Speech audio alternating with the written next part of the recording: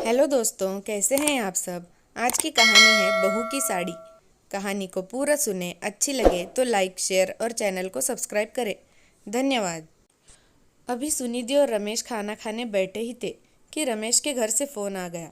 रमेश ने phone receive किया और फिर सुनिधि से बोला, सुनिधि थोड़ा जल्दी करो, माँ और मीरा दीदी घर पर इंतज़ार कर रही है। दीदी? पर वो क्यों? मैं तो उनसे मिलकर आ चुकी हूँ ना, और राखी भी हमने बंधवा ली है। सुबह से उनके साथ ही तो थी, फिर वो क्यों इंतज़ार कर रही है? उनके कहने पर तो आए थे। सुनिधि ने एक साथ कितने सारे सवाल दाग दिए। रमेश ने सिर्फ इतना ही कहा, मुझे नहीं पता, पर जल्दी खाना खाकर फ्री हो जाओ, हमें घर चलना है। वैसे भी दीदी को इंतज़ार कराना अच्छी बात नहीं है, आखिर इतने प्यार से हमारा इंतज़ार कर रही है। सुनिधि चुप हो गई। निवाला हलक में अटक गया था। आज भी उसके साथ वही होने वाला है। जानती थी कि आज सास और ननद क्यों उसका इंतज़ार कर रही है, और मीरा दीदी के इंतज़ार और प्यार का क्या मतलब है, उसे बखूबी समझ में आ रहा था। राखी बंधवाने के बाद विदाई भी दे दी थी, लेकिन उसके बावजूद भी इंतज़ार कर रही थी। पिछले 1 साल से यही तो होता आया है। जब से शादी होकर गई है तब से सुनिधि भुगत रही है। शादी के समय भी बक्सा खुलाई के समय माँ ने सुंदर साड़ी रखी थी, लेकिन उन्हें वो पसंद ही नहीं आई और सुनिधि के बक्से में से ढूंढकर सबसे सुंदर साड़ी को निकाल कर ले गई।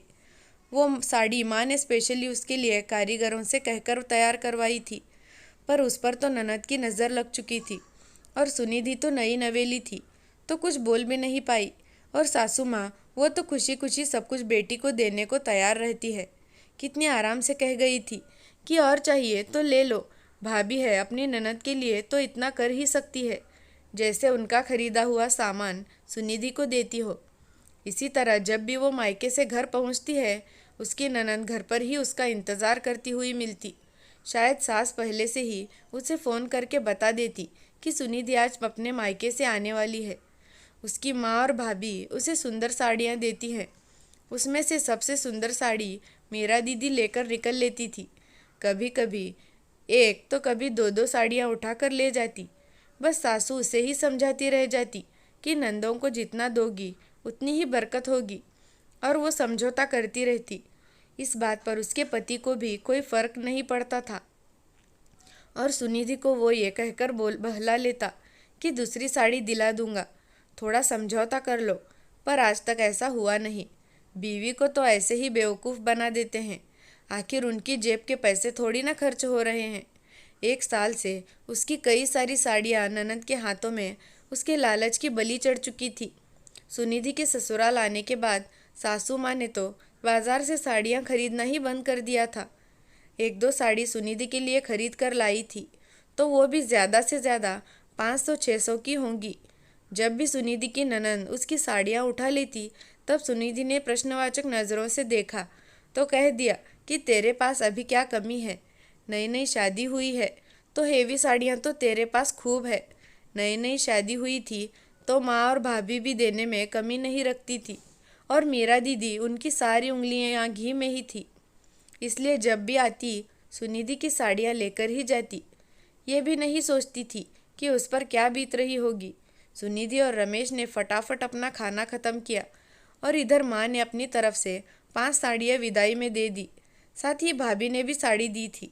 सारी साड़ियाँ उसकी पसंद की थी, जो अभी पिछले सप्ताह ही वो माँ के साथ बाजार जाकर खरीद लाई थी। खासकर वो पीली साड़ी माँ ने स्पेशल ऑर्डर देकर बनवाई थी। पूरे 5,000 की थी। पता नहीं क्यों सुनिधि के मन में धक धक सी मची हुई थी। आज यही साड़ी भेंट चढ़ने वाली है। कार में बैठे बैठे उसके मन में यही उधेड़ बुन चल रही थी।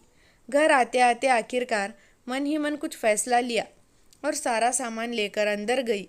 देखा तो ननद वहीं हॉल में सोफे पर बैठी है, उसका इंतज़ार कर रही थी। उनकी आवाज़ सुनकर सासू माँ भी दौड़ी चली आई। अरे तुम लोग आ गए, कितनी देर हो गई तुम्हारा इंतज़ार करते हुए।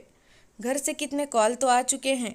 मेरे ससुराल में सब मेरा इंतज़ार कर रहे हैं। ननद ने सुनिधि के बैग की तरफ लालच से देखते हुए कहा। इतने में सासू माँ भी बोली, ला बहू दिखा तो सही, तेरी मम्मी ने इस बार कैसी साड़ियाँ दी है। सुनिधि ने रमेश की तरफ देखा। रमेश ने भी इशारे से उसे बैग खोलकर साड़ियाँ दिखाने के लिए कह दिया। आखिर मन मारकर सुनिधि को बैग खोलकर साड़ियाँ दिखानी पड़ी। उसकी ननद लालच भरी नज़रों से एक एक साड़ी को फटाफट उठाकर देख रही थी। इतने में वो पीली साड़ी उसके हाथ लगी। उसे देखते ही वो ज़ोर से चिल्लाई, हाय मम्मी, ये साड़ी कितनी सुंदर है, मेरा फेवरेट कलर है, मैं तो यही साड़ी लूँगी। उनकी बात सुनते ही सुनिधि का दिल धक से रह गया। हाँ बेटा, सब कुछ तेरा ही तो है, रख ले।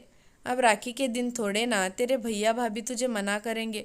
सास ने भी चाशनी में लपेटकर अपने शब्द बोल दिए। सुनिधि ने रमेश की तरफ आशा भरी नज़रों से देखा। उसने नज़रें नीची कर सोफे पर जाकर बैठ गया।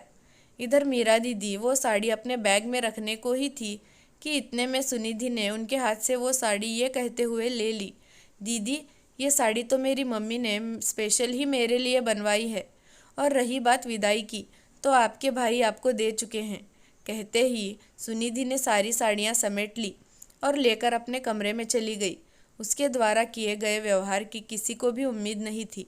सुनिधि ने भी जाकर साड़ियाँ अलमारी में रखी। तभी उसके पीछे पीछे रमेश, सासू माँ और मीरा दीदी भी आ गए। आते ही सासू माँ बोली, ये क्या बहू, तूने मीरा के हाथ से वो पीली साड़ी क्यों ले ली? तेरे पास तो इतनी साड़ियों का ढेर है, अगर थोड़ा सा दे देगी तो तेरा कुछ बिगड़ेगा नहीं। कौन सा तेरे खजाना खाली हो जाएगा? नंदों को जितना भी दोगी उतनी ही बरकत होती है। फिर मीरा को तो पीला रंग बहुत पसंद है, कब से बैठी तेरा इंतज़ार कर रही है कि तुझसे ही साड़ी लेकर जाएगी, वरना हमारे पास क्या कमी है? मम्मी जी, लेकिन पिछले 1 साल से अपनी बेटी को देने के लिए आपने एक साड़ी के लिए खर्च नहीं किया। हर बार तो मुझसे लेकर ही जाती है, और मुझसे भी ले तो अपने भाई की कमाई से लेना। मेरे माता पिता की दी हुई साड़ियाँ क्यों लेकर जाती है? और रही बात पीला रंग पसंद होने की, तो मेरा भी ये फेवरेट कलर है। इस साड़ी को तो मैं ही पहनूंगी। सुनिधि, तुम्हें ऐसी साड़ियाँ चाहिए तो मैं और दिला दूंगा। क्यों एक साड़ी के पीछे बहस किए जा रही हो? घर की शांति भंग कर रही हो। अब की बार रमेश ने कहा, अच्छा, मैं घर की शांति भंग कर रही हूँ, और दीदी, उनका क्या? कुछ तो लिहाज करो, भाभी है तो क्या लूटने के लिए? सुनिधि ने रमेश को भी जवाब दे दिया। देखा मम्मी कैसे जबान चला रही है तुम्हारी बहू, हमें तो बड़ी सीधी सादी लगती थी, पर कितनी चालाक है। देखा कैसे हाथ से साड़ी छीन कर ले गई। अब मीरा ने भी जहर घोला। माफ़ करना ननंद रानी, आज तक मैंने सब कुछ आपको दे दिया, लेकिन कब तक बर्दाश्त करती रहूं मैं? एक बार सही, 2 बार सही, आपने तो नियम ही बना लिया। बस अब और नहीं, मैं अपनी मम्मी पापा की दी हुई कोई चीज़ आपको नहीं दूंगी। उन्होंने मेरे लिए खर्चा करके साड़ियाँ दी हैं। आपको चाहिए तो अपने भाई और माँ से कहिए, वह भी अपने जेब से कुछ पैसे लगाकर आपको दे। मेरे मायके में सामान मुफ्त में नहीं आता, उन लोगों के भी पैसे लगते हैं। मेरी साड़ियाँ फ्री में नहीं आती। आखिरकार सुनिधि का ये रूप देखकर आगे किसी के कुछ कहने की हिम्मत नहीं हुई। कुछ दिनों तक किसी ने सुनिधि से बात नहीं की। सबको उम्मीद थी कि सुनिधि माफ़ी मांगेगी, पर ऐसा कुछ नहीं हुआ। आखिरकार धीरे धीरे सबको समझ में आ गया कि बहू अब झुकने को तैयार नहीं। हाँ, चालाक बहू का तमगा ज़रूर मिल गया था, पर इसका फ़ायदा ये हुआ कि माता पिता की दी हुई सुनिधि की साड़ियों पर कोई नज़र नहीं रखता अब। दोस्तों, कहानी कैसी लगी कमेंट करके ज़रूर बताना। धन्यवाद।